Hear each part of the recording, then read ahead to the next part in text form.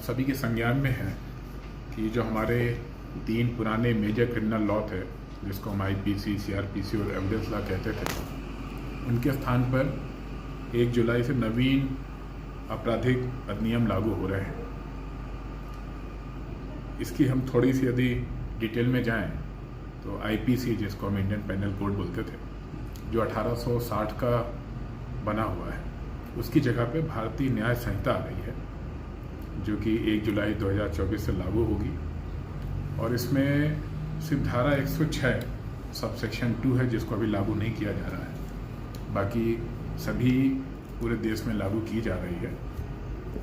और इसका चेंज का one of the major reason यही है कि हमारे पुराने जो था वो दंड के उसमें बेसिस था, जो कि ब्रिटिश लॉ था, और वर्तमान में जो हमारा नया बना है भारतीय न्याय संहिता, ये न्याय उन्मुखी बनाया गया है।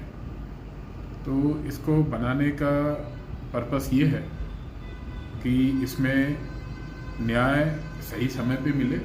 यदि हम आईपीसी में देखें, कई उसमें नए अपराध जोड़े गए हैं जो समय की आवश्यकता थी, चाहे हम उसमें ऑर्गेनाइज्ड क्राइम की बात करें या पेटी ऑफेंसेस कई हैं उसमें।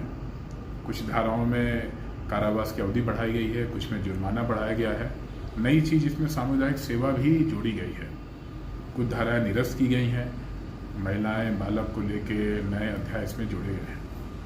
इसी तरह से सीआरपीसी, जो हमारा 1973 का, उसकी जगह पे भारतीय नागरिक सुरक्षा संहिता बनाई गई है। इसमें कुछ चीज़ें बहुत अच्छी हुई हैं, जैसे इसमें अपराध के लिए टाइमलाइन दी गई हैं, इसमें भी कुछ धाराओं को जोड़ा गया है, कुछ हटाए गए हैं। इसमें पहली बार विटनेस प्रोटेक्शन, इलेक्ट्रॉनिक एविडेंस की बात की गई है। सम्मन्स वारंट को भी नए तरीके से परिभाषित किया गया है, और साथ में ऑडियो, विजुअल, इलेक्ट्रॉनिक एविडेंस किस तरीके से प्रस्तुत करना, उनका साक्ष्य में क्या महत्व रहेगा, और जुडिशरी के लिए भी बहुत सारी टाइमलाइन इसमें ऐड की गई है। इसी तरीके से इंडियन एविडेंस एक्ट, जो हमारा काफ़ी पुराना 1872 का था, ये भी नया बन के भारतीय साक्ष्य अधिनियम हो गया है।